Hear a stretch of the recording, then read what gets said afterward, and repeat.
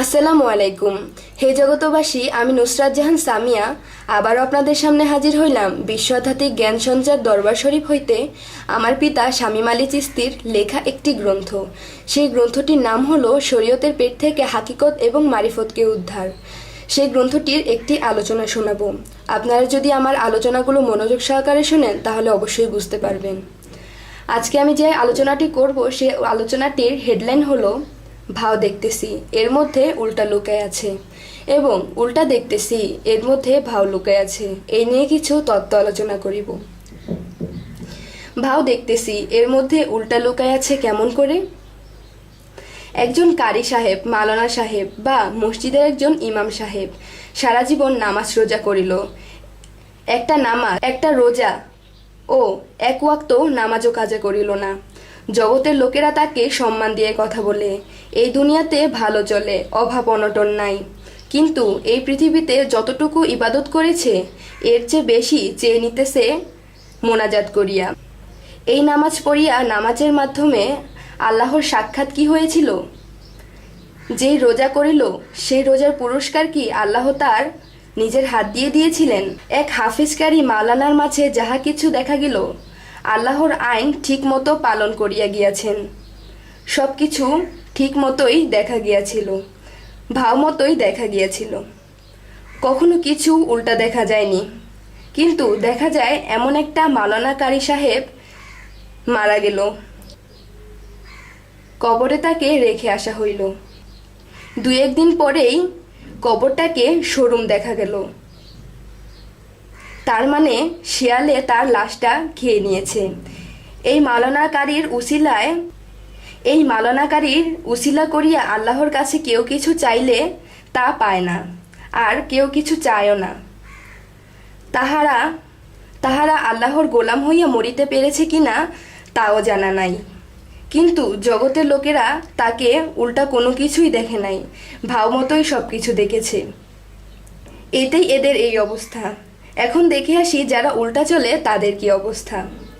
সমাজে আরেকজন ব্যক্তিকে দেখা যায় রাত্রের বেলা জাগিয়া থাকে, অর্ধেক দিন পর্যন্ত ঘুমায়। ফজর, জোহর, আসর, মাগরিব, এশা, কোনো ওয়াক্ত নামাজেরও খবর নাই। সংসারের প্রতিও তেমন মায়া নাই। যা পারে তাই সংসারে আনে, অভাব অনটন লাগিয়েই থাকে। কখনো কেউ যদি রাস্তা দিয়ে ওই ব্যক্তিটিকে হেঁটে যেতে দেখে, কি যেন পাগলের মতো বিড়বিড় করে, আর চোখ দিয়ে ছলো ছলো পানি ঝরতে দেখা যায়। শরীরের প্রতিও যত্ন নাই। 4 দিন 5 দিন চলে যায়, কিসের অজু গোসল আর কিসের খাওয়া দাওয়া, কোনো কিছুরই ঠিক নাই। এমনকি রাত্রের 12টার পর তাকে খুঁজেও পাওয়া যায় না। জমি জমা ছিল অনেক, কিন্তু যদি কোনো মানুষের বিপদ আপদ দেখত তখন তার সম্পদ হইতে মানুষকে দিয়ে দিত। দুনিয়াবি কোনো সম্পদেরই মায়া নাই। দুনিয়াবি শত দুঃখেও একই রকম থাকে। এমন করেই জীবন কেটে যাচ্ছে, এবং বেশিরভাগ মানুষই তাকে ঘৃণা করে। বেনামাজি, বেরোজাদার বলে গালাগালি করে, অনেক অপমানও করে। এই জগতে যেই লোকেরা তাহাকে চিনে ফেলল, বুঝে গেল এই লোকের পিছন ছাড়া যাবে না, তাহারা কি দেখে পিছন ছাড়ে না?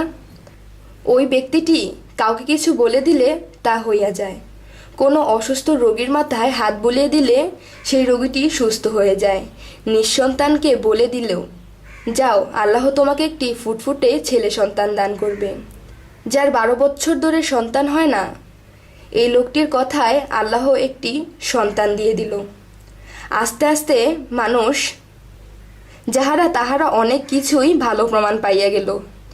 তাহারা এই কামেল ব্যক্তিটির কেউ আশেক ভক্ত হইয়া গেল। অনেক মানুষ তাহাকে মানিতে থাকলো এবং মানুষদের সুপথ দেখাইতে থাকলো।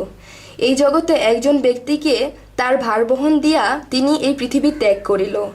এরপর দেখা যায় যে সমস্ত ভক্ত আশেকগণের তাহার কবরটিকে একটি মাজারে পরিণত করিল। এত ভক্ত আশেকের মাঝখান থেকে কিভাবে এই ব্যক্তিটি শেয়ালে খাবে? এবং তাকে কেউ দেখল না নামাজ পড়িতে, রোজা রাখিতে। তিনি কি ইবাদত করিয়াছিলেন যে মৃত্যুর পরেও মানুষ মাজারে গিয়ে তাহার উসিলায় কিছু চাইলে তা পায়? মরার আগেও আল্লাহ তাআলার তাহার উসিলায় মানুষকে বিভিন্ন মরার আগেও আল্লাহ তাআলা তাহার উসিলায় মানুষকে দিয়েছেন এবং ইন্তেকালের পরেও তিনি দিয়েছেন বা দিয়া থাকেন। কেননা তিনি গোপনে আল্লাহর গোলাম থেকে বন্ধুত্ব অর্জন করিয়া গিয়াছিলেন এবং তাহার কর্মকাণ্ড সবাই তো খারাপ দেখে গিয়েছিল। তাহলে এই খারাপের মাঝেই ভালো কিছু লুকাইয়া আছে। এইভাবে উল্টার মধ্যেই ভাও লুকাইয়া থাকে। এই বলে আমি আমার আলোচনা শেষ করছি। আমাদের চ্যানেলের ভিডিওগুলো যদি আপনাদের ভালো লাগে, চ্যানেলটিকে সাবস্ক্রাইব করে আমাদের সাথেই থাকুন ভালো ভালো ভিডিও পাওয়ার জন্য। বা আমার ভিডিওগুলো ভালো লাগে বা আপনাদের মনে কোনো প্রশ্ন জাগে, তাহলে আপনারা কমেন্ট বক্সে জানাবেন। এই বলে আমি আমার আলোচনা শেষ করছি। সকলে ভালো থাকবেন, সুস্থ থাকবেন। আল্লাহ হাফেজ।